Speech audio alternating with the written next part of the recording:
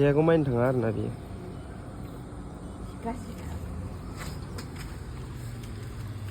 खानायाबो नुवाखै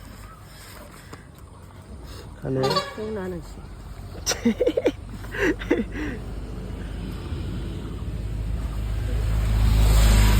खानाया मादि मोनदोंनो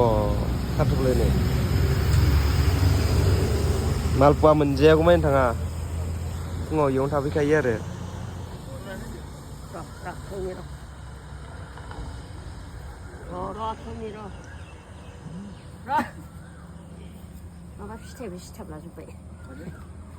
बुजावजावनो जाहैलालासिनो खाथबनो जाबाय थांदो मोनजाबायथ' थांदो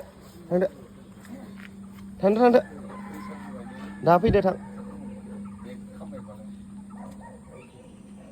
मालपुवा फुङाव मालपुवा मोनजागौमोन थाङा बिनिफ्राय